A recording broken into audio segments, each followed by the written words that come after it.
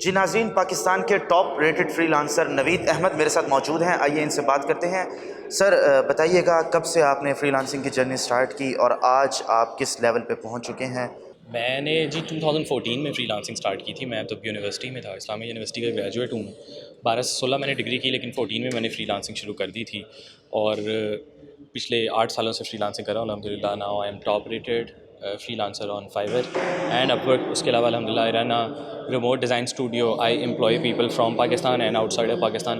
12 लोगों की हमारी रिमोट फर्स्ट डिज़ाइन स्टूडियो है और हम पूरी दुनिया में क्रिएटिव की सर्विसेज प्रोवाइड करते हैं। Digital South Punjab road show के बाद आईटी का जो शोबा है वो साउथ पंजाब के यूथ के लिए क्या इम्पैक्ट डालेगा?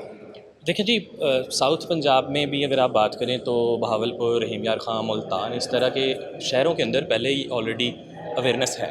लेकिन जो एरियाज़ टारगेट किए डिजिटल साउथ पंजाब की कैंपेन ने, उन एरियाज़ को आज तक किसी बंदे ने, किसी पार्टी ने, किसी यूनिवर्सिटी ने टारगेट ही नहीं किया। वहाँ पे आज तक ये आवाज़ पहुँची नहीं है।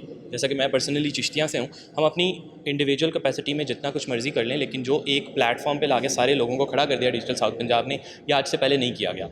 At least for my region, for Chishtian. मैं चिश्तियाँ में पर्सनली गया, हासिलपुर गया, बहावल नगर गया, हारूनाबाद गया।